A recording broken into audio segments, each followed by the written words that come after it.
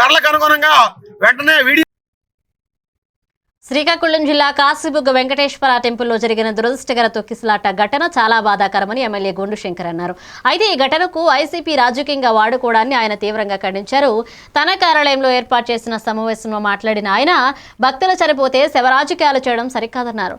YCP డిఎన్ఏలో శవరాజకీయాలు ఉన్నాయని విమర్శిస్తూ సొంత బాబాయ్ హత్య కేసును, కర్నూలు బస్సు ప్రమాదం, నెల్లూరు హత్య, ఫాస్టర్ వివాదం వంటి అనేక సందర్భాల్లో వైసీపీ అసత్య ప్రచారం బురద చల్లుతుందని ఆరోపించారు. టెంపుల్ నిర్వాహకులు వైఫల్యం ఉందని అంగీకరించినప్పటికీ ప్రభుత్వం తక్షణమే అన్ని చర్యలు తీసుకుందని, క్షతగాత్రులకు అన్ని విధాలుగా అండగా నిలిచిందని తెలిపారు.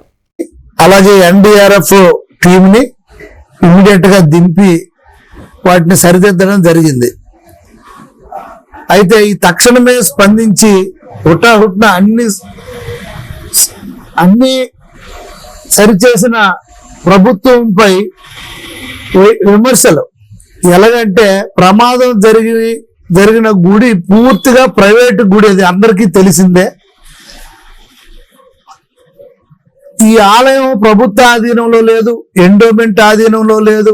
కనీసం ఆలయం తాలూకు సంబంధించి మేనేజ్మెంట్ వారు ఎవరు కూడా ఇలాగ ఈరోజు ఎక్కువ మంది జనాలు వస్తారు, మీరు మాకు సిబ్బందిని ఇవ్వండి లేకపోతే పోలీసులు ఇవ్వండి అని కానీ ఎక్కడ ఒక దరఖాస్తు కూడా ప్రభుత్వంకి చేసుకోలేదు. ఇది అందరికీ తెలిసిందే.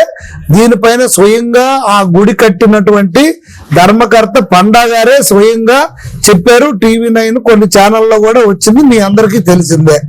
ఎందుకు మేము ఎటువంటి అప్లికేషన్లు పెట్టలేదని ఆయనే ఒప్పుకున్నాడు. అలాంటప్పుడు ఇది ప్రభుత్వానికి ఏంటి సంబంధం? ఇది ఎంతవరకు సమంజసం?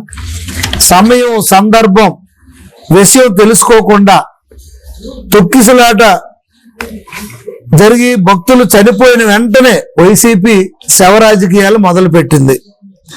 సిగ్గుండాలి మీకు, వైసీపీ వాళ్ళకి సిగ్గుండాల. కనీసం మనుషులకు ఉండవలసిన లక్షణాలకు కూడా ఒక్కటి కూడా ఈ ముఠాకి లేవు పూర్తిగా.